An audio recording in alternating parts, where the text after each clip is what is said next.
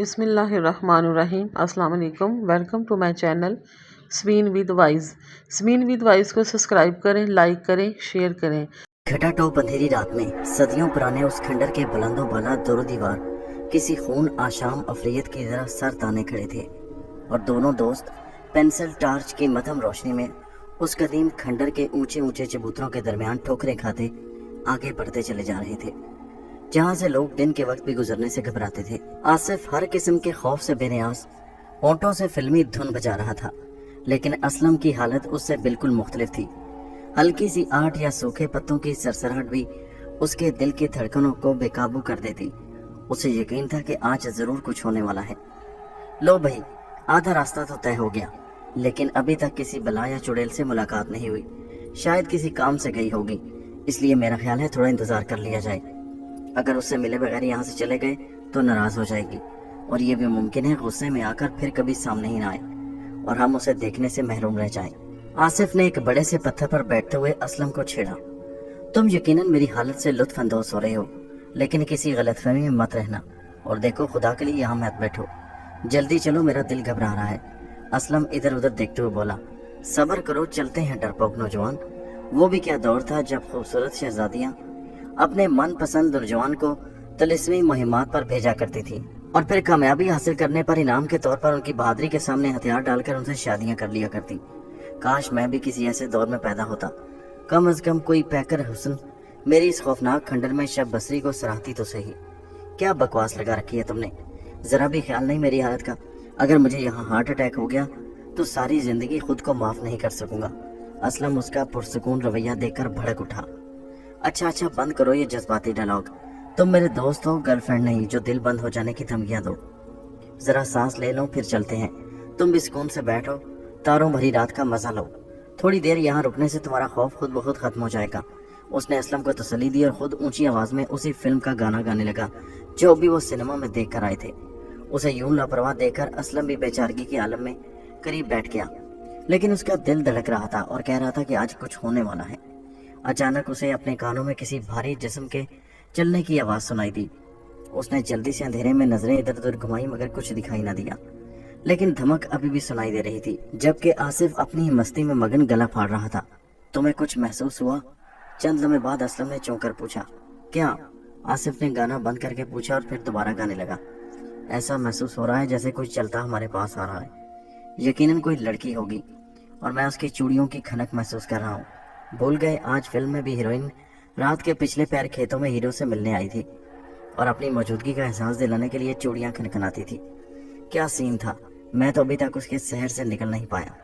आसिफ का दिमाग कहीं और ही पहुंचा हुआ था। मजाक मत करो, मैं संजीदा हूँ।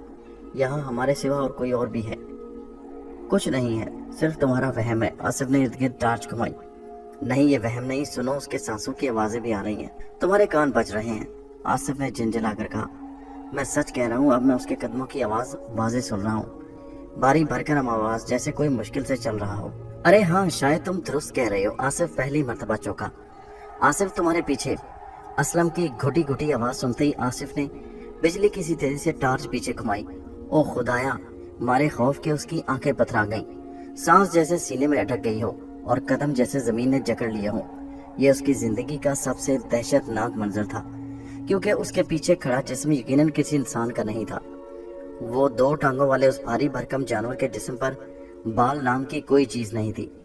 उल्लू की मानंद चेहरे में धंसी हुई आंखें, इतनी सफेद जैसे बर्फ जमी हो, ऊपर को निकली हुई कंधे की मजबूत हड्डियां और उनके साथ जुड़े चमगादड़ की तरह फड़फड़ाते पर, जबकि उसके मकरू वजूद से उठती हुई कच्चे गोश्त की नाकाबिले बर्दाश्त बदबू ने उनके नाक जकड़ लिए और मौत के खौफ ने उन्हें पथरा दिया। आसिफ भागो! असलम में इतनी हिम्मत जाने कहाँ से पैदा हो गई, लेकिन कहाँ। ये ऐलान सुनते ही अफरीत का कई फुट लंबा बाजू हरकत में आया और भागता हुआ असलम कई मीटर बुलंद हवा में मौलिक हो गया। लेकिन उसे ये तकलीफ ज्यादा देर बर्दाश्त न करना पड़ी, क्योंकि बला ने अपने दूसरे हाथ से उसके लंबे बालों वाले सर हल्के झटके से हमेशा के लिए धड़ से अलग कर दिया और किसी फुटबॉल की तरह दूर उछाल दिया। ऐसा भयानक मंजर आसिफ ने कभी तस्वुर में भी नहीं सोचा था। सब कुछ सामने होने के बावजूद उसमें इतनी हिम्मत नहीं थी कि भागकर अपनी जान बचा सके। अगले ही लम्हे मौत एक बार फिर हरकत में आई। अब आसिफ की बारी थी। मुझे मत मारो, मैंने तो कुछ नहीं किया, मैं आइंदा कभी यहाँ से नहीं गुजरूंगा। वो अफरीयत के हाथों में फड़फड़ाते हुए बेदुगान बोल रहा था, लेकिन फिर वो हैरान रह गया, क्योंकि बला ना सिर्फ उसकी जुबान समझ रही थी बल्कि बोल भी सकती थी। ठीक है, मैं तुम्हें छोड़े देती हूँ, लेकिन एक शर्त पर। मौत की आवाज उसकी समात से टकराई। कैसी शर्त? तुम सारी जिंदगी कभी किसी से मेरा जिक्र नहीं करोगे। मुझे मंजूर है, मैं वादा करता हूँ। उसके लहजे में जिंदगी की उम्मीद थी। याद रखो, जिस दिन तुमने अपना वादा तोड़ा वो तुम्हारी जिंदगी का आखिरी दिन होगा। ठीक है, मैं कभी किसी को नहीं बताऊंगा। आसिफ की आंखों में आंसू थे। भाग जाओ और कभी पीछे मुड़ कर न देखना। अफरीयत ने उसे जमीन पर पटक दिया। नीचे गिरते ही आसिफ बिजली की तेजी से खड़ा हुआ और इर्द गिर्द देखे बगैर वापस उसी रास्ते की तरफ भागा जहां से वो दोनों खंडर में दाखिल हुए थे। खौफ और दहशत के बायस वो कई मर्तबा जमीन पर गिरा, लेकिन उसने पीछे मुड़कर देखने की हिम्मत न की। आज पहली बार उसे एहसास हुआ था मौत कितने दबे पांव इंसान का पीछा करती है। असलम की मौत का भयानक मंजर बार बार उसकी आंखों के सामने आ रहा था, लेकिन वो मुसलसल भागता रहा। इन्हीं सोचों में वो गांव से बाहर पक्की सड़क पर जा पहुंचा। शदीद खौफ, गम और प्यास के बायस उसके दिल की धड़कन बेकाबू होती जा रही थी। अचानक वो बुरी तरह लड़खड़ाया और मुंह के बल जमीन पर गिर पड़ा। वो बेहोश हो चुका था। आंख खुली तो आसिफ ने खुद को एक खूबसूरत कमरे में एक बिस्तर पर मौजूद पाया। लेटे रहो, तुम्हारी तबीयत ठीक नहीं है। उसे हरकत में आते देखकर करीब बैठी एक बुजुर्ग खातून बड़ी शफकत से बोली, मैं कहाँ हूँ? तुम महफूज जगह पर हो। आप कौन हैं? उसने पहली मर्तबा औरत पर गौर किया, जिसने लंबा स्याह गाउन पहन रखा था, जबकि उसके दूध की मानिंद सफेद बाल शानों तक लहरा रहे थे। मेरा नाम टेरेसा है और तुम इस वक्त मेरे घर में मौजूद हो, इसलिए परेशान होने की जरूरत नहीं। मैं यहाँ कैसे पहुंचा? मैं तो... वो कुछ कहते कहते रुक गया। तुम कादरपुर गांव के करीब मेन रोड पर बेहोश पड़े थे। तेज बुखार के बायस तुम्हारी हालत अच्छी नहीं थी, इसलिए हम तुम्हें अपने साथ उठा लाए। औरत ने सारी बात बताई। मैं कितनी देर बेहोश रहा हूँ? 4 दिन। वो हैरत से बुड़बड़ाया। तुमने अपना नाम नहीं बताया। औरत ने मुस्कुराते हुए कहा, मेरा नाम आसिफ है। आसिफ, क्या मैं एक बात पूछ सकती हूँ? जी जी पूछे। तुम अकेले इतनी रात गए उस वीराने में क्या कर रहे थे? वो जी, मैं खंडरात की सैर के लिए गया था। वापसी पर तबीयत खराब हो गई। बस का इंतजार कर रहा था कि निडाल होकर गिर पड़ा। उसने असल कहानी गोल कर दी। और तुम्हारा घर कहाँ है? मेरा कोई घर नहीं है। जहाँ सूरज डूबा वहीं रात बसर कर ली। तुम्हारे माँ बाप फौत हो चुके हैं, उसने मुख्तसरन जवाब दिया। ओह, बहुत अफसोस हुआ। वालिदैन का इंतकाल मेरे बचपन में हो गया था। दर बदर की ठोकरें खाता इस उम्र तक पहुंचा हूँ। तुम फिक्र न करो, सब ठीक हो जाएगा। आप यहाँ अकेली रहती हैं? आसिफ ने पूछा। परेशानी कम होने पर उसने पहली मर्तबा नजर उठाकर कमरे का जायजा लिया था, जो कदीम तर्ज तामीर होने के बावजूद खूबसूरत बेडरूम के तौर पर तरतीब दिया गया था। मैं, मेरी बेटी अंजलि और चंद खिदमतगार। ये हवेली हमारे पुरखों की यादगार है। हमारी तमाम नस्लों ने इसी में जिंदगी गुजारी। समझ गया। वो गहरी नजरों से कमरे का जायजा लेने लगा। अब तुम आराम करो, मैं तुम्हारे खाने के लिए कुछ भिजवाती हूँ। वो उठते हुए बोली। जी शुक्रिया। और सुनो, अगर किसी चीज की जरूरत हो तो शर्माना नहीं, इसे अपना घर समझो। टेरेसा ने प्यार से उसके सर पर हाथ फेरा और कमरे से बाहर निकल गई। और आसिफ गहरी सोच में पड़ गया। कितनी नेक औरत है, कितना अच्छा सलूक कर रही है, और मैं कितना बुरा हूँ कि झूठ पर झूठ बोले जा रहा हूँ। मुझे चाहिए इसे सब कुछ सच सच बता दूं और वापस अपने गाँव चला जाऊँ। किसी को धोखा देना अच्छी बात नहीं। कल जब हकीकत खुलेगी तो मुझे किस कदर शर्मिंदगी का सामना करना पड़ेगा, और इस रहमदिल खातून का एतमाद भी उठ जाएगा। मैं इसे हकीकत से आगाह कर दूंगा। उसने दिल ही दिल में फैसला किया। इतने में एक बूढ़ा नौकर सूप का प्याला उठाए कमरे में दाखिल हुआ। मालकिन ने कहा, सूप पी लें, और अगर मजीद किसी चीज की जरूरत हो तो बता दें। बूढ़े ने एहतराम से कहा, नहीं शुक्रिया, कुछ नहीं चाहिए। बूढ़े के जाते ही वो तेजी से सूप पीने लगा। वो फौरन वापस जाना चाहता था ताकि गाँव वालों को असलम की मौत के बारे में आगाह कर सके, लेकिन अचानक जहन में नया ख्याल आते ही वो एक मरतबा फिर सहम गया। असलम अपने वालिदैन का इकलौता था। वो लोग अपने बेटे की मौत का जिम्मेदार यकीनन मुझे ठहराएंगे।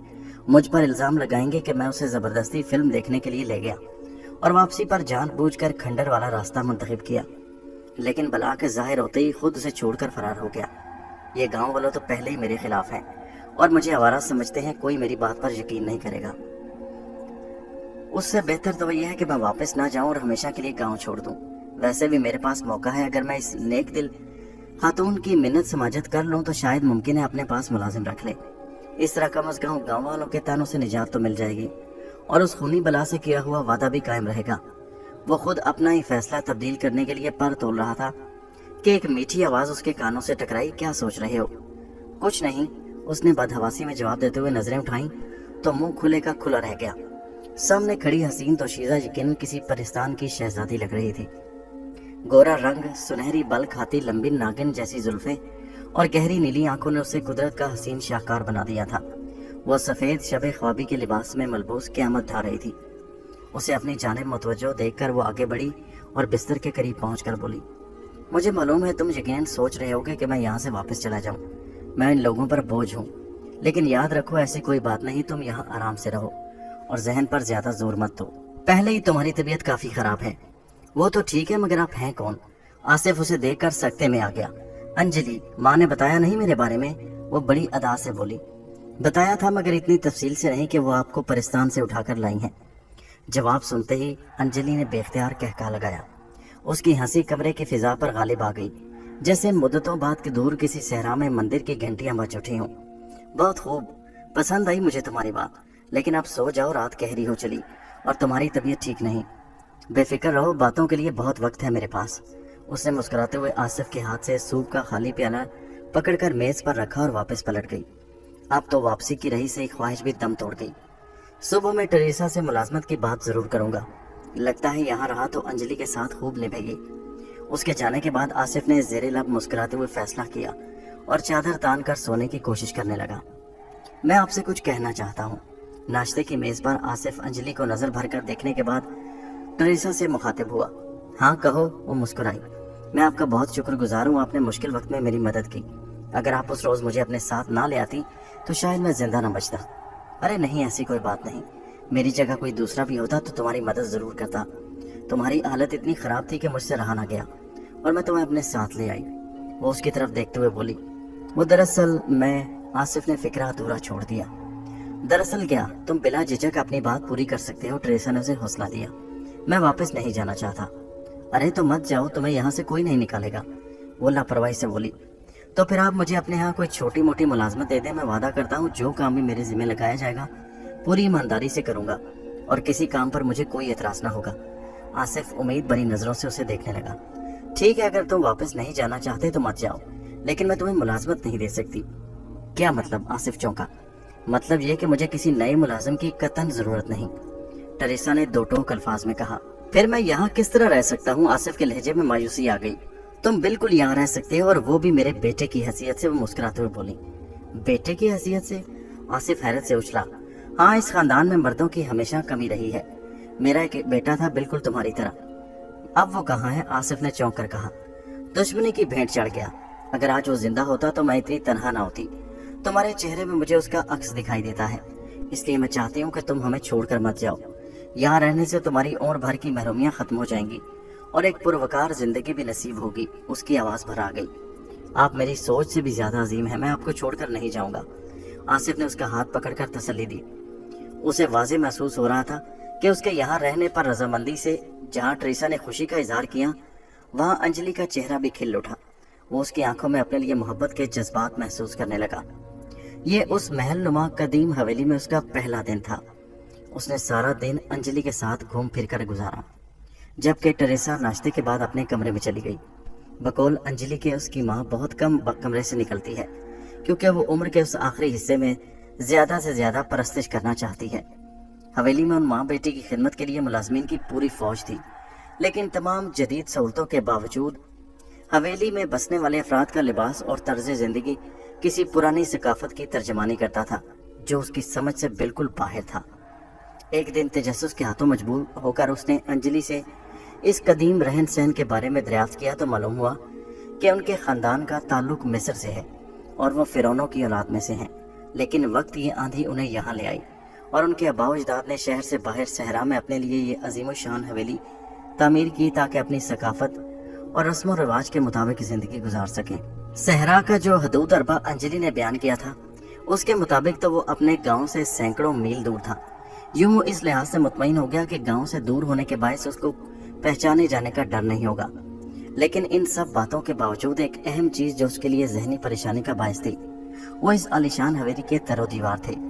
جانے کیوں اسے ہر پل یہی احساس ہو رہا تھا کہ یہ اس کے لیے جگہ نئی نہیں وہ پہلے کئی مرتبہ یہاں آ چکا ہے، لیکن کب اور کیسے، یہ سوال ایک معمہ بنا تھا۔ ایک رات وہ سونے کے لیے بستر پر لیٹا تو نیند اسے آنکھوں سے کوسوں دور تھی۔ گو انجلی اب پوری طرح اس کے دل میں گھر کر چکی تھی اور ان کے درمیان تعلقات دوستی کے دائرے سے نکل کر محبت میں بدل چکے تھے۔ پھر بھی ماضی کے خوفناک واقعات ہر وقت کسی ڈراؤنی فلم کی طرح اس کے ذہن کے پردے پر بدلتے رہتے۔ وہ بھیانک چہرہ، اس کی باتیں، اس سے کیا ہوا وعدہ، اس کا ذہنی سکون ختم ہوتا جا رہا تھا۔ میں اس بات کا ذکر بھی نہیں کروں گا، اس نے دل ہی دل میں اس افریت سے کیا گیا وعدہ یاد دلایا۔ بہت دیر کروٹیں بدلنے کے بعد ایک عجیب سا خیال ذہن میں آتے ہی وہ یکدم اٹھ بیٹھا۔ کیوں نہ اس بلا کی تصویر بنا کر اپنے پاس محفوظ کر لوں اور ساتھ ہی ساتھ سارا واقعہ بھی تحریر کر لوں۔ اس طرح اصل حالات اور واقعات بغیر کسی تبدیلی کے ہمیشہ میرے پاس محفوظ رہیں گے۔ یہ سوچ کر اس نے کمرے میں موجود الماری سے کاغذ قلم نکالا اور اپنا کام شروع کر دیا۔ وہ زیادہ پڑھا لکھا نہیں تھا، لیکن خدا نے اسے فن مصوری میں خاص مہارت عطا کی تھی۔ وہ نہایت انہماک سے ذہن کے پردے پر موجود اس افریت کے خاکے کو کاغذ پر منتقل کر رہا تھا۔ اس سلسلے میں اس نے ہر ممکن کوشش کی کہ تصویر اور جامع اور اصل سے قریب تر ہو۔ 2 گھنٹے کی مسلسل محنت کے بعد جب اس نے اپنا قلم روکا تو تصویر مکمل ہو چکی تھی۔ پینسل میز پر رکھتے ہوئے اپنی ہی بنائی تصویر کو جب اس نے نظر بھر کر دیکھا تو جسم میں گزرنے والی خوف کی تیز لہر نے اسے ہلا کر رکھ دیا۔ پھر اس نے دوسرا کاغذ اٹھایا اور ٹوٹی پھوٹی اردو میں کھنڈرات سے حویلی تک پہنچنے کے واقعات رقم کرنے لگا۔ اس کام سے فارغ ہونے کے بعد اس نے دونوں کاغذ تہہ کر کے جیب میں ڈالے۔ اب اسے سکون محسوس ہو رہا تھا۔ ایک ایسی بات جو وہ کسی سے نہیں کہہ سکتا تھا اس کے پاس کاغذ پر محفوظ تھی۔ اسی طرح کئی دن گزر گئے۔ اس دوران ٹریسا نے کئی مرتبہ اس کے ماضی کو کریدنے کی کوشش کی، لیکن وہ ہمیشہ ٹال جاتا۔ انجلی کے پیار کا نشہ اس کے دل و دماغ پر حاوی ہو چکا تھا اور اس کے قرب میں بسر ہونے والا ہر لمحہ اس کے لیے انمول خزانہ تھا۔ سب سے اہم بات کہ ٹریسا کو ان دونوں کے یوں گھل مل جانے پر کوئی اعتراض نہ تھا، لیکن ان سب باتوں کے باوجود ایک انجانا خوف ہر وقت اس کے دل و دماغ پر مسلط رہتا۔ اسے کئی بار محسوس ہوا کوئی مسلسل اس کا پیچھا کر رہا ہے، سانسوں کی تیز آواز، بھاری قدموں کی چاپ، لیکن باوجود کوشش کے وہ کچھ دیکھ نہ سکتا تھا۔ شاید یہ میرے اندر کا خوف ہے جو مجھے ہر وقت بے چین رکھتا ہے، وہ خود کو تسلی دے لیتا۔ لیکن آخر کب تک؟ آخر ایک روز وہ حوصلہ ہار گیا، اس کی ہمت جواب دے گئی، میں بزدل نہیں ہوں، میں اس خوف سے نجات حاصل کر کے رہوں گا، میں سب کچھ میڈم ٹریسا کو بتا دیتا ہوں، وہ یقیناً اس سلسلے میں میری مدد کریں گی اور اس طرح میرے دل کا بوجھ بھی ہلکا ہو جائے گا۔ یہ سوچ کر پرجوش انداز میں میڈم ٹریسا کے کمرے کی طرف بڑھا اور آخری مرتبہ اپنے فیصلے پر نظر ثانی کرنے کے بعد ہاتھ بڑھا کر دروازے پر دستک دی۔ کون ہے بھائی، اندر آ جاؤ، کمرے سے ٹریسا کی دھیمی آواز سنائی دی۔ اس نے آہستہ سے دروازہ کھولا اور اندر داخل ہو گیا۔ قدیم نوادرات سے آراستہ خوبصورت خوابگاہ میں ٹریسا ایک آرام دہ کرسی پر بیٹھی تھی، جبکہ انجلی اس کے پیچھے کھڑی ماں کا سر دبا رہی تھی۔ وہ آہستہ آہستہ چلتا ہوا ان کے قریب پہنچا اور فرش پر بچھے قیمتی قالین پر بیٹھ گیا۔ خیریت تو ہے اتنی رات کے؟ ٹریسا پریشانی سے بولی، جبکہ انجلی کے چہرے پر اسے دیکھتے ہی شوخی آ گئی۔ مجھے آپ کی مدد کی ضرورت ہے۔ کیسی مدد؟ میں آپ کو اپنی زندگی کے اہم ترین راز میں شریک کرنا چاہتا ہوں، ورنہ میں گھٹ گھٹ کر مر جاؤں گا، وہ سر جھکا کر بولا۔ اس کا یہ غیر متوقع جملہ سنتے ہی دونوں ماں بیٹی یکدم چونک اٹھی۔ پھر اس سے پہلے کہ وہ اپنی بات شروع کرتا انجلی تڑپ اٹھی۔ دیکھو، میں ساری زندگی تمہاری ہر خواہش اور ہر ضرورت پوری کر سکتی ہوں، لیکن کوئی ایسی بات مت کرنا جو میں برداشت نہ کر سکوں، میں تمہیں کھونا نہیں چاہتی۔ انجلی اس کی آنکھوں میں جھانکتے ہوئے بولی، اس کے لہجے میں عجیب سی التجا تھی۔ میں تمہیں خود بھی چھوڑ کر نہیں جانا چاہتا، محبت ہو گئی ہے مجھے تم سے، آصف نے تڑپ کر جواب دیا۔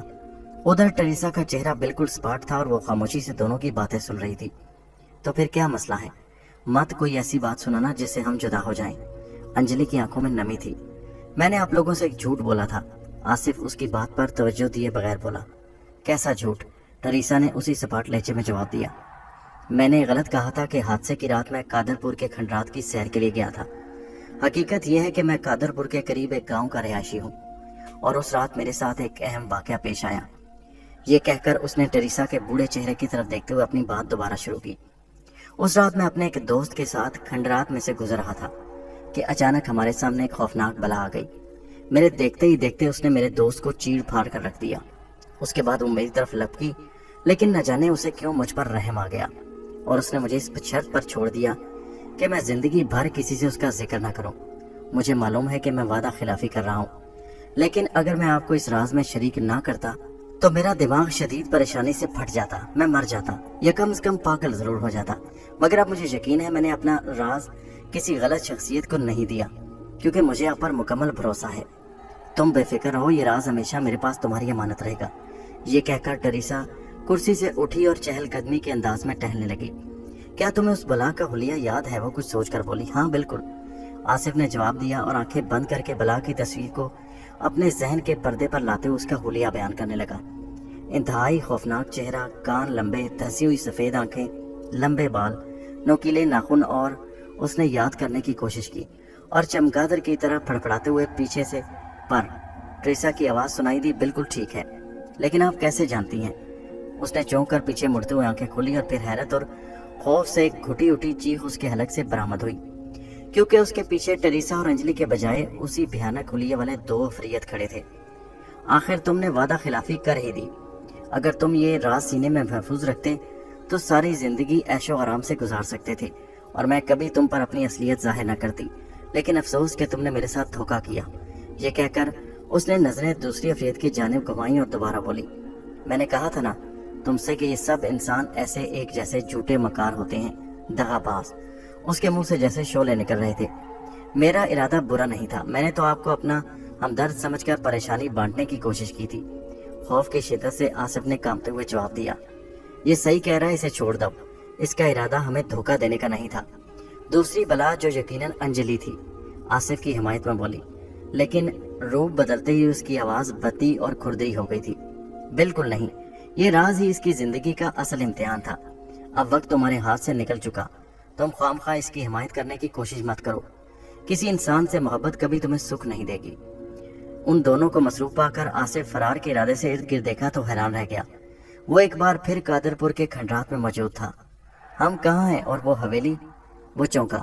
تم ابھی بھی اسی حویلی میں کھڑے ہو، ایک ایسی حویلی جسے کوئی عام آدمی نہیں دیکھ سکتا۔ اس کا رنگ و روپ، شان و شوکت صرف اسے دکھائی دیتی ہے جسے ہم یہ طاقت عطا کرتے ہیں۔ باقی لوگوں کے لیے کھنڈر ہے اور ہمیشہ کھنڈر رہے گا۔ اس کی بات پوری ہوتے ہی آصف نے چھلانگ لگائی اور سامنے پڑے پتھر کو پھلانگ کر بھاگنے کی کوشش کی، لیکن ٹریسا کا آہنی ہاتھ حرکت میں آیا اور سیدھا آصف کی گردن پر جا پڑا۔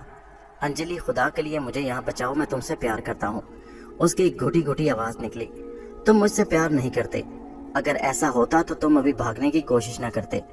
ماں ٹھیک کہتی ہے، تم انسان بھروسے کے لائق نہیں۔ انجلی نے ٹکا سا جواب دیا، میں تمہیں کبھی نہ مارتی، میں اپنی بقا اور اس راز کی حفاظت کے لیے ضروری ہے کہ تمہاری جان کی قربانی دی جائے۔ مجھے یقین ہے کہ تم نے دل میں اس بات کا اعتراف کر لیا ہوگا کہ تمہاری موت میرے ظلم سے زیادہ خود اپنی لاپرواہی اور غلطی کا نتیجہ تھی۔ یہ کہتے ہی ٹریسا نے اپنے دوسرے ہاتھ کے نوکیلے ناخن آصف کے سینے میں گاڑ دیے۔ ایک زوردار چیخ اور ہلکی سی مزاحمت، صرف یہی مرتے ہوئے آصف کا آخری احتجاج تھا۔ چند لمحوں بعد اس کا بے جان جسم بے ترتیبی کی حالت میں پتھریلی زمین پر پڑا تھا۔ افسوس کہ آج کے بعد میں کبھی کسی پر رحم نہیں کر سکوں گی، ٹریسا نے بڑبڑا کر اپنے بڑے بڑے پر پھڑپڑائے اور انجلی کے ہمراہ نظروں سے غائب ہو گئی۔ انسپکٹر دانش گہری سوچ میں غرق اپنے دفتر میں بیٹھا تھا۔ قادر پور کے کھنڈرات میں بڑھتے ہوئے پراسرار خونی واقعات اس کے لیے مہمہ بنے تھے۔ دن رات کام کرنے کے باوجود وہ ابھی تک ایک قدم بھی آگے نہ بڑھا سکا تھا۔ اوپر سے اعلیٰ حکام کا دباؤ دن بدن بڑھتا چلا جا رہا تھا۔ اخبارات چیخ چیخ کر لوگوں کو ہراساں کر رہے تھے اور علاقے کی آدھی سے زیادہ آبادی نقل مکانی کر چکی تھی، کیونکہ گاؤں کے ہر دوسرے تیسرے گھر میں کوئی نہ کوئی شخص مارا جا چکا تھا۔ خود اس کے اپنے کئی سپاہی اس پراسرار موت کا شکار ہو گئے، لیکن انہوں نے ہمت نہیں ہاری تھی۔ جناب، ایک اہم خبر ہے۔ آنے والے نے حوالدار کی پرجوش آواز نے اسے چونکا دیا۔ کیسی خبر؟ جناب، کھنڈرات سے آج اسی لڑکے کی لاش ملی ہے جو چند روز قبل اسلم نامی لڑکے کی موت کے بعد لاپتہ ہو گیا تھا۔ ارے اتنے دنوں بعد؟ انسپکٹر دانش کے لہجے میں حیرت تھی۔ جی، لیکن جناب، اہم بات یہ ہے کہ اس کی جیب سے ایک کاغذ برآمد ہوا ہے۔ حوالدار نے طے کیے ہوئے 2 کاغذ اس کے سامنے رکھ دیے۔ انسپکٹر دانش نے ایک کاغذ کھولا تو حیرت سے اچھل پڑا۔ کاغذ پر انتہائی عجیب الخلقت جانور کی تصویر بنی ہوئی تھی۔ اس نے جھٹ سے دوسرا کاغذ اٹھایا اور اس پر درج تحریر پڑھنے لگا۔ جیسے جیسے وہ پڑھتا جا رہا تھا، پیشانی پر سوچ کی لکیریں گہری ہوتی چلی جا رہی تھیں۔ ان کاغذات کا علم کتنے لوگوں کو ہے؟ وہ تحریر پڑھنے کے بعد کچھ سوچ کر بولا۔ صرف 3 سپاہیوں کو، جنہوں نے لاش برآمد کی ہے، حوالدار نے جواب دیا۔ ٹھیک ہے، لیکن خیال رکھنا یہ خبر راز ہی رہے، اور خصوصاً پریس سے محتاط رہنا۔ इंस्पेक्टर दानिश ने हवलदार को समझाया। जी बेहतर जनाब। हवलदार सलूट करके वापस चला गया। उसके जाते ही इंस्पेक्टर दानिश ने कागज दोबारा उठाया और बगौर तस्वीर का जायजा लेने लगा। उसने 2-3 मरतबा तफसील पढ़ी, लेकिन मामला समझ से बाहर था। डॉक्टर दाऊद, अचानक एक ख्याल बिजली की तरह उसके जहन में कूदा। उसने जल्दी से कागज जेब में डाले और बाहर मौजूद अपनी जीप की तरफ बढ़ा। चंद मिनट बाद वह मुल्क के मशहूर माहिर आसार कदीमा डॉक्टर दाऊद के घर की तरफ जा रहा था।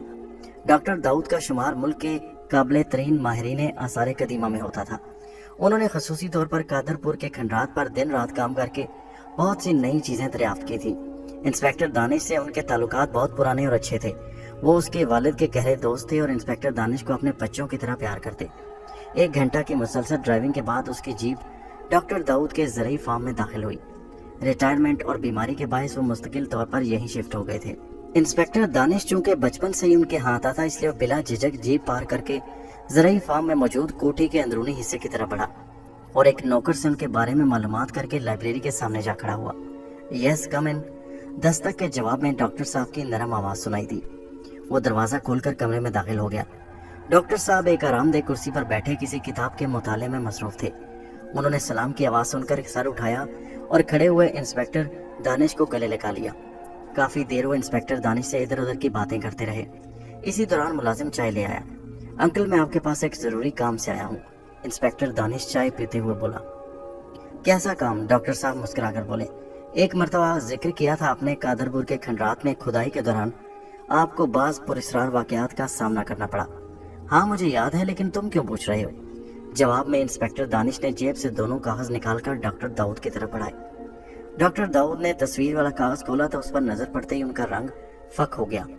थोड़ी देर बाद संभल कर उन्होंने दूसरा कागज पढ़ा और इंस्पेक्टर दानिश की तरफ देखते हुए बोले, ये कागज तुम्हें कहाँ से मिले?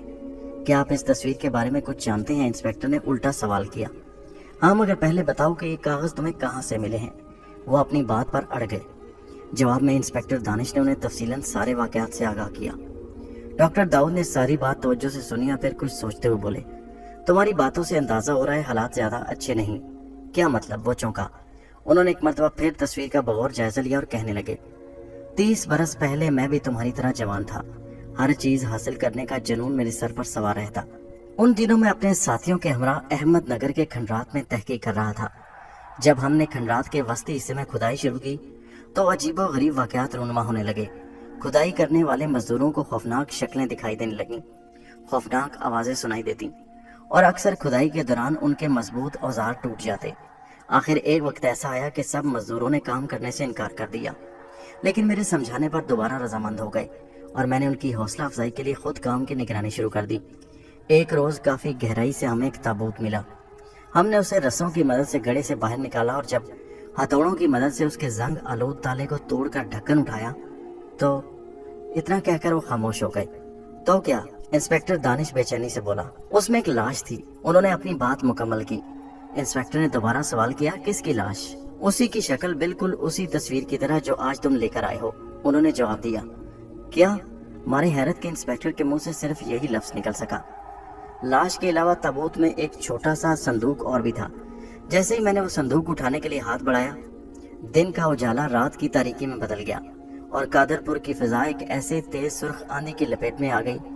ऐसी आंधी जो हमने अपनी पूरी जिंदगी में नहीं देखी थी। हर शख्स अपनी जान बचाने के लिए दीवाना वार मुंह उठाकर भागा। आंधी इतनी शदीद थी कि वो मजदूरों को फिजा में कई फीट ऊंचा उठाती और जोर से जमीन पर पटक देती। मैंने खुद एक मजबूत सतून का सहारा लेकर जान बचाई। काफी देर बाद आंधी थमी तो सूरत हाल पहले से मुख्तलिफ थी। खंडरात का काफी हिस्सा जमीन बोस हो चुका था और मलबे तले दबकर बहुत से मजदूर मारे जा चुके थे, लेकिन उन सब बातों के अलावा हैरानकुन बात यह थी कि ताबूत में से लाश गायब हो चुकी थी। यकीन करो मैं सच कह रहा हूँ। ये कैसे मुमकिन है? सर्दी की तेज लहर इंस्पेक्टर के जिस्म के आर पार हो गई। इसके बाद क्या हुआ? फिर हमारे बुलाने पर कादरपुर के एक निहायत बुजुर्ग वहां तशरीफ लाए। उन्होंने बाज कुरानी आयात की तिलावत की और मुझे सख्ती से हुक्म दिया कि खाली ताबूत को फौरन उसी जगह दफन कर दिया जाए। मैंने छोटा संदूक वहां से निकालने की कोशिश की तो उन्होंने ये कहकर मना कर दिया कि यह वक्त इस संदूक को खोलने के लिए मुनासिब नहीं। वक्त आने पर इसे दोबारा निकाल लिया जाएगा। अलबत्ता तुम इस जगह का खाका अपने पास महफूज कर लो। हालात कुछ ऐसे थे कि मैं अपनी बात पर इसरार न कर सका और ताबूत को संदूक समेत दोबारा उसी घड़े में दफन करने के बाद खंडरात की मजीद खुदाई बंद कर दी। उन्होंने तफसील बताकर गहरा सांस लिया और आंखें बंद कर ली। लेकिन गौर तलब बात यह है, मौजूदा वाक़यात को शुरू हुए सिर्फ चंद माह हुए हैं। अगर ये तस्वीर उसी लाश की है तो 30 बरस तक खामोश क्यों रही? इंस्पेक्टर दानिश ने सवाल किया। तुम्हारा सवाल वाकई अहम है। इस वाक़े के बाद मुझे उस नेक बुजुर्ग से वाकई बहुत अकीदत हो गई। मैं अक्सर उनके पास जाता और मुख्तलिफ सवाल के उनसे मजीद जानने की कोशिश करता। एक रोज़ उन्होंने मुझे बताया, भला अब उसी वक्त हरकत में आ सकेगी जब वो इस दुनिया में नहीं रहेंगे। और ये हकीकत है, क्योंकि उन मोहतरम बुजुर्ग का चंद माह पहले इंतकाल हो चुका है। ओह अच्छा, इसका मतलब हुआ अब ये जंग हमें अकेले लड़नी पड़ेगी। इंस्पेक्टर दानिश ने जवाब दिया। हाँ, तुम दुरुस्त कहते हो, डॉक्टर दाऊद ने उसके कहा। तो आपके ख्याल में हमें सबसे पहले क्या करना चाहिए? इस सिलसिले में मेरी राय है कि सबसे पहले वो संदूक तलाश किया जाए, डॉक्टर दाऊद ने जवाब दिया। लेकिन आपकी बयान करदा सूरत हाल के मुताबिक वो संदूक हासिल करना आसान तो नहीं। इंस्पेक्टर ने खदशा जाहिर किया। तुम्हारी बात अपनी जगह दुरुस्त है, मगर अब हकीकत मुख्तलिफ है। इस सिलसिले में मेरी एक नेक बुजुर्ग से बात हुई थी। उन्होंने कहा था, अगली मर्तबा जो शख्स ताबूत खोलेगा उसे सुर्ख आंधी का सामना नहीं करना पड़ेगा, क्योंकि उसमें मौजूद लाश गायब हो चुकी है। लेकिन उसे काबू करने का तरीका सिर्फ उसी संदूक में है। डॉक्टर दाऊद ने वजाहत की।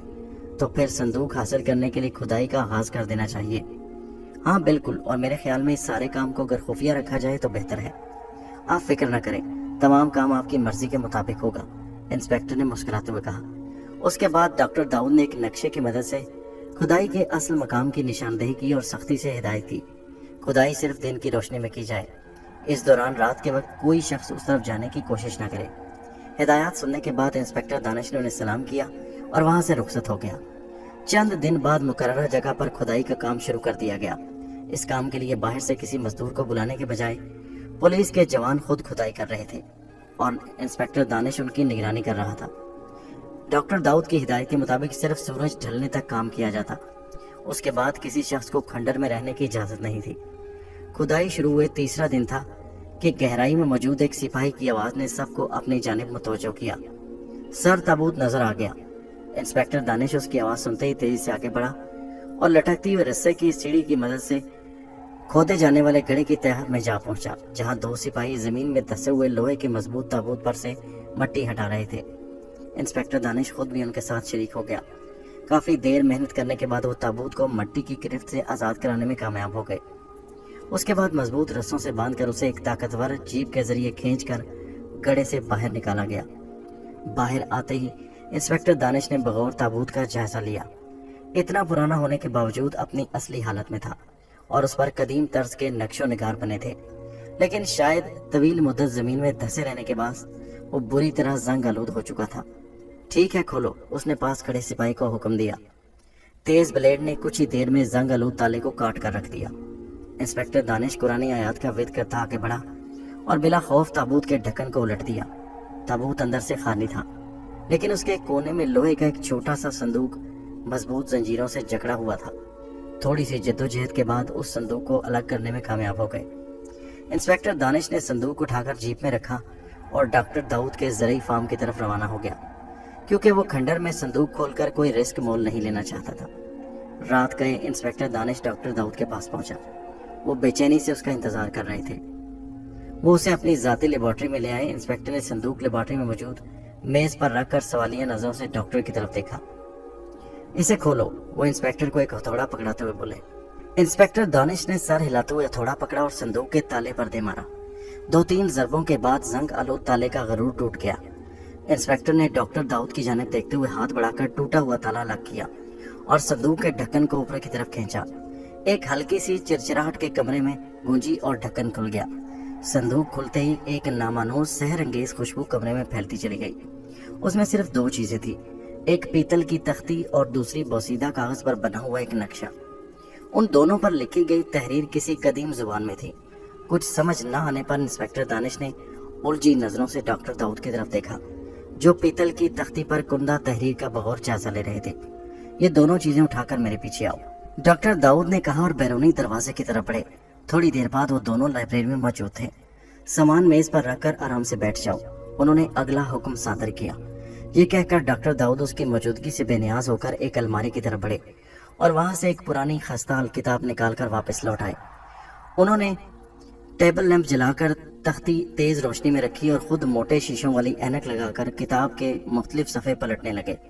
کافی دیر بعد انہوں نے کاغذ قلم سنبھالا اور تختی پر لکھی تحریر کا ترجمہ انگریزی میں کرنا شروع کیا۔ جیسے جیسے وہ ترجمہ کرتے جا رہے تھے ان کے ماتھے پر سوچ کی لکیریں گہری ہوتی جا رہی تھی۔ دوسری طرف انسپیکٹر دانش ان کے سامنے کرسی پر بیٹھا بے چینی سے پہلو بدل رہا تھا، لیکن اس نے ان کے کام میں خلل نہیں ڈالا۔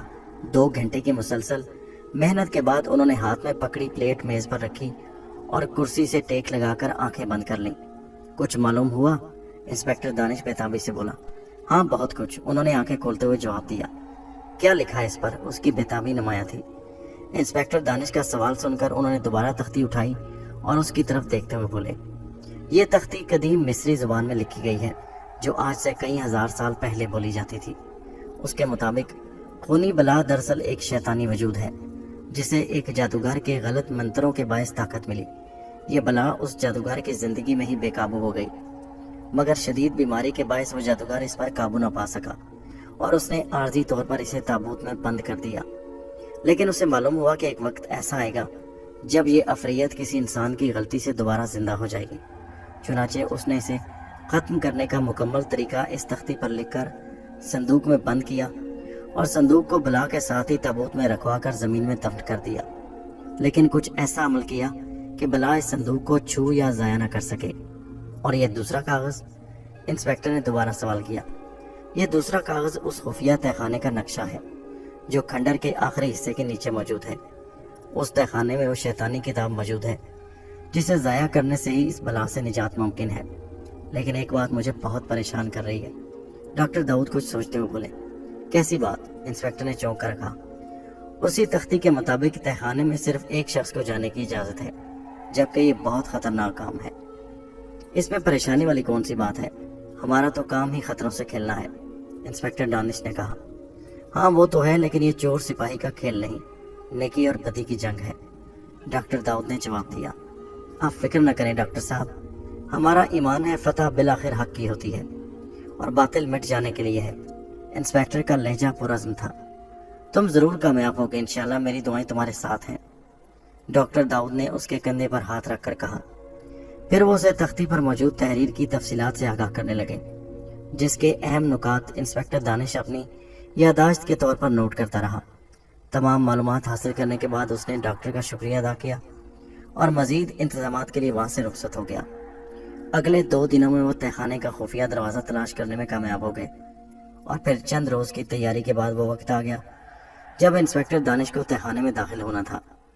ایک ابھرے ہوئے پتھر پر ضرب لگاتے ہی سامنے موجود پتھریلی دیوار بائیں جانب سرکتی چلی گئی۔ سورج کی روشنی ہزاروں سال بعد تاریک تہہ خانے میں جھانکا تھا۔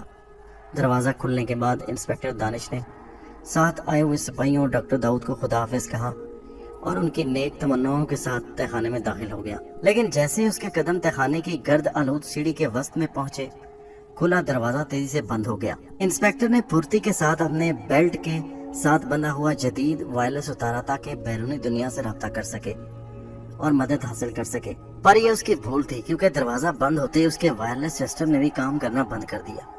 اب اس کا رابطہ اپنی دنیا سے کٹ چکا تھا، ہمیشہ کے لیے۔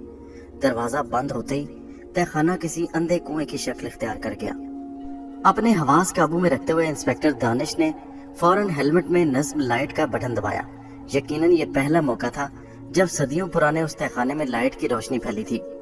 اس کام سے فارغ ہونے کے بعد انسپیکٹر دانش نے آخری مرتبہ وائرلیس سیٹ پر رابطہ کرنے کی ناکام کوشش کی اور پھر مایوس ہو کر اسے دوبارہ بیلٹ کے ساتھ باندھ دیا۔ اب وہ محتاط انداز میں سیڑھیاں اترنے لگا۔ تہہ خانے کے فرش پر قدم رکھتے ہی اس نے جیب سے نقشہ نکال کر صحیح سمت کا تعین کیا اور آگے بڑھا۔ اس نے ابھی چند قدم ہی اٹھائے تھے کہ اچانک اسے اپنے دائیں ہاتھ پر موجود بند دروازے کے پیچھے کسی بچے کے رونے کی آواز سنائی دی۔ یوں محسوس ہو رہا تھا جیسے بچہ شدید تکلیف میں مبتلا ہے۔ اس کے قدم دروازے کی طرف خود بخود اٹھ گئے۔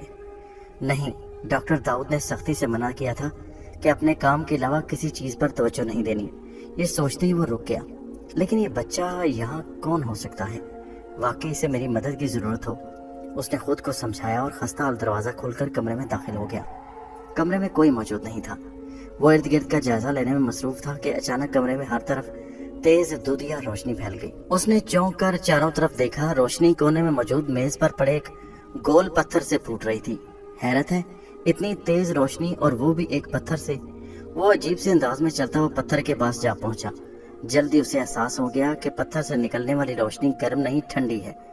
पुरतजस्सुस तबीयत के बायस उसने अपने बाएं हाथ की 2 उंगलियां रोशन पत्थर पर रखी ताकि इस अजीबोगरीब पत्थर को छूकर उसकी साख्त का अंदाजा कर सके। पत्थर वाकई ठंडा था और उसे अजीब सी राहत हुई।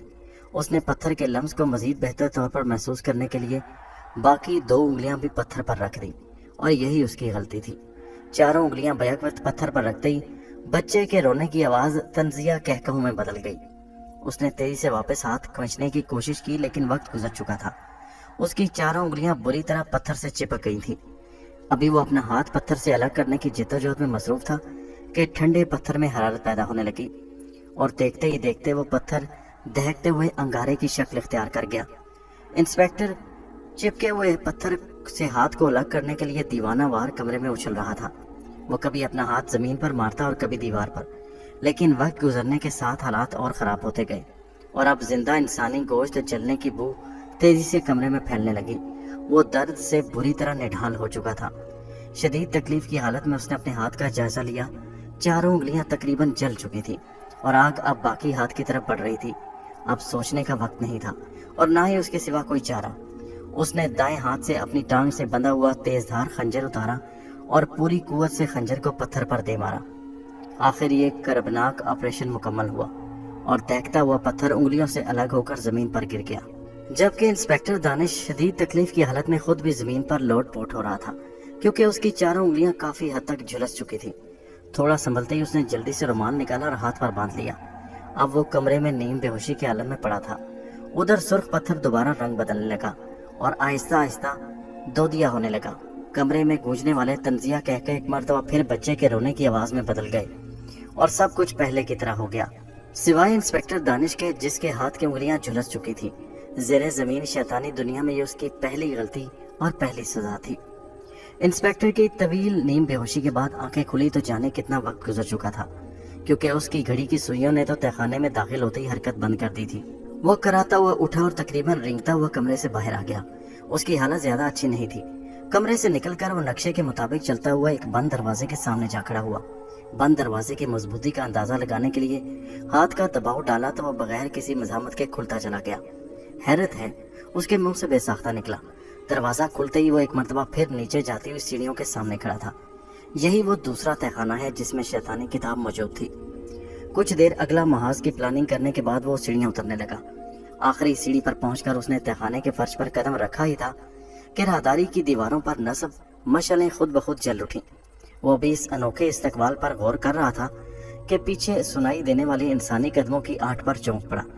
बिजली की तेजी से मुड़कर पीछे देखा तो आंखें मारे हैरत के फैलती चली गईं, क्योंकि डॉक्टर दाऊद उन 3 सिपाहियों के हमरा सीढ़ियां उतरते उसकी तरफ बढ़ रहे थे, जिन्हें वो तहखाने के बाहर गेट पर छोड़ाया था। उन सब के सीने ताज़ा खून से लथड़े हुए थे, आंखें बर्फ की मानंद सफ़ेद थीं और चारों अपने हाथों में नंगी तलवारें थामे उसकी तरफ बढ़ रहे थे। अरे आप लोग, और यहाँ वो हैरत से बोला, लेकिन उनमें से किसी के चेहरे पर अपनायत का तासुर ना उभरा, आंखों में अजनबियत रही। उन्हें देखकर इंस्पेक्टर दानिश का दिल तेजी से धड़का। वो उस सूरत-ए-हाल को समझने से कासिर था। चारों आहिस्ता आहिस्ता चलते उसके करीब आ गए। चंद फीट के फासले पर पहुंचकर एक सिपाही ने हाथ में पकड़ी तलवार हवा में लहराई और इंस्पेक्टर पर हमला कर दिया। इंस्पेक्टर इस अचानक हमले के लिए तैयार नहीं था। उसने जगह बदलने की कोशिश की, लेकिन तेज धार तलवार उसकी बाईं टांग पर जख्म लगाते गुजर गई। इसी दौरान डॉक्टर दाऊद और दूसरे सिपाही भी उसके गिर्द घेरा तंग कर चुके थे। हालात की संगीनी देखकर इंस्पेक्टर ने रिवॉल्वर निकाल लिया, लेकिन उसमें अपने ही साथियों पर फायर करने का हौसला पैदा न हुआ। चुनाचे वो उनके दूसरे हमले को नाकाम बनाते हुए राहदारी में मौजूद 2 कमरों में से एक के दरवाजे की तरफ लपका ताकि जल्द से जल्द शैतानी किताब तक पहुंच सके, मगर दरवाजा खोलते ही उसके अवसान खता हो गए। बंद कमरे में वो तमाम लोग बदरूहों की तरह टहल रहे थे, जिन्हें वक्तन फवक्तन खंडर में कत्ल किया गया था। दरवाजा खुलते ही वो सब तेजी से उसकी तरफ लपके। इतने में बेशुमार लोगों को काबू करना आसान नहीं था। चुनाचे वो एक लंबी छलांग लगाकर तेजी से दूसरे कमरे की तरफ लपका और दरवाजा खोलने की कोशिश करने लगा। सदियों से बंद पड़ा रहने के बाद दरवाजा जाम हो चुका था। वो दीवाना वारों से ठोकरें मार रहा था। इधर तमाम बदरूहें आहिस्ता आहिस्ता उसकी तरफ बढ़ रही थी। इंस्पेक्टर ने आखिरी मर्तबा मोड़ पर उन पर नजर दौड़ाई और अल्लाह का नाम लेकर पूरी ताकत से दरवाजे पर लात मारी तो दरवाजे के पार्ट जोरदार आवाज से खुल गए। अंदर दाखिल होते उसने तेजी से दरवाजा बंद किया और टेक लगाकर लंबे लंबे सांस लेने लगा। इस सारे वाक़े के दौरान जख्मी टांग का दर्द बढ़ चुका था। उसने कंधे से लटकते बैग में से एक पट्टी निकाली और कसकर जख्म पर बांध ली। इस काम से फारिग होकर इंस्पेक्टर ने एक मर्तबा फिर जेब से नक्शा निकाला। शैतानी किताब इस कमरे से मुल्क दूसरे कमरे में मौजूद थी और कमरे में दाखिले के लिए वाहिद दरवाजा उसके सामने था। नक्शा तय करके जेब में डालने के बाद वो अपनी मंजिल की तरफ बढ़ा। अभी वो कमरे के दरमियान में पहुंचा था कि जाने कहां से एक भारी भरकम जिस्म उसके सर पर आन गिरा। उसने वो जिस्म निहायत तेजी से सामने वाली दीवार में दे मारा। अब उसके सामने एक ऐसा इंसान नुमा जानवर खड़ा था जिसका मुंह भेड़िए का था और वो गुस्से से बुरी तरह गुर्रा रहा था। चंद लम्हे बाद वो जानवर दोबारा हमलावर हुआ, लेकिन अब इंस्पेक्टर संभल चुका था। उसने बिजली की तेजी से हाथ में पकड़ा हुआ खंजर जानवर के पेट में घोंप दिया। वो चीख कर फर्श पर गिरा और अपनी जुबान से अपना ही जख्म चाटने लगा। खून मुंह में जाते ही उसकी वहशत बढ़ गई और वह दोबारा इंस्पेक्टर पर हमलावर हुआ, लेकिन इस मर्तबा इंस्पेक्टर के रिवाल्वर ने शोले उगले और खौफनाक दरिंदा इंस्पेक्टर तक पहुंचने से पहले ही गिर गया। मगर अगला मंजर उसके वहमो गुमान में न था। तहखाने की जमीन पर जिस जिस जगह उसके खून का कतरा गिरता, चंद लम्हे बाद वहां से बिल्कुल वैसा ही भेड़िया नमा इंसान वजूद में आ जाता और देखते ही देखते बड़ा हो जाता। कुछ ही देर में बहुत से जानवर उस पर हमले के लिए तैयार खड़े थे। ये सब देखकर इंस्पेक्टर दानिश ने फिर हिम्मत करके लंबी छलांग लगाई और जख्मी टांग की परवाह किए बगैर भागता हुआ शैतानी किताब वाले कमरे में दाखिल हो गया। अंदर दाखिल होते ही उसने ये दरवाजा बंद किया और सब कुछ भूलकर सामने पड़े उस संदूक की तरफ बढ़ा जिसमें वो किताब शैतानी मौजूद थी। कमरे के दरमियान में पड़े स्याह संदूक के पास पहुंचकर इंस्पेक्टर ने दलेरी से उसका ढक्कन उठाने के लिए हाथ बढ़ाया, लेकिन आनन फानन कमरा गहरे सुर्ख धुएं से भर गया। जब धुआं छटा तो सामने वही दहशतनाक हुलिये वाली खूनी अफरीत मौजूद थी जो कादरपुर में बेशुमार अफराद को मौत के घाट उतार चुकी थी। उस अफरीत के पीछे उसकी हमशक्ल बलाओं की लंबी किताब मौजूद थी जो सब उसे खूनखार नजरों से घूर रही थी। खबरदार, किताब को हाथ मत लगाना, एक फनकारती आवाज कमरे में गूंजी। आज तुम्हारा वक्त पूरा हो गया। सदियों से कायम इस तिलिस्म हिसार के टूटने का वक्त आ चुका। तुम्हें खत्म होना होगा। इंस्पेक्टर दानिश ने उसकी बात का जवाब दिए हुए तेजी से संदूक में पड़ी बोसीदा किताब उठा ली। ये देखते ही बला का कई फीट लंबा बाजू हरकत में आया और उसका हनी पंजा इंस्पेक्टर दानिश की गर्दन पर जा पड़ा, जबकि उसकी साथी बलाएं खामोशी से खड़ी ये मंजर देख रही थी। इंस्पेक्टर दानिश के पांव जमीन छोड़ चुके थे और वो बला के हाथों में बुरी तरह फड़फड़ा रहा था। शदीद तकलीफ के बायस उसकी आंखें उबल कर बाहर आ गईं और किताब हाथों से निकलकर दूर जा गिरी।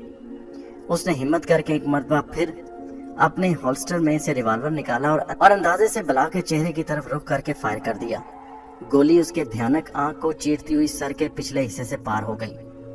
जोरदार झटके के बायस बला के हाथ की गिरफ्त कमजोर हुई और इंस्पेक्टर दानिश फर्श पर आ गिरा। नीचे गिरते ही उसने बला के चेहरे की तरफ देखा जिसकी आंख में होने वाला सुराख तेजी से मुंदमिल हो रहा था। उस दौरान इंस्पेक्टर दानिश एक मरतबा फिर कमरे के कोने में पड़ी किताब उठाने में कामयाब हो गया और जब जेब से लाइटर निकालकर किताब को आग लगाने की कोशिश कर रहा था, लेकिन बावजूद मुसलसल कोशिश के वो लाइटर रोशन करने में नाकाम रहा। तमाम शैतानी बलाएं ये मंजर देखकर तेजी से उसकी तरफ लपकी। मौत और जिंदगी के दरमियान फासला लम्हा बलम्हा कम हो रहा था। नेकी और बदी की जंग आखिरी मरहले में दाखिल हो चुकी थी और उम्मीद की किरणें मायूसी के अंधेरे पर अपनी गिरफ्त खोने लगी।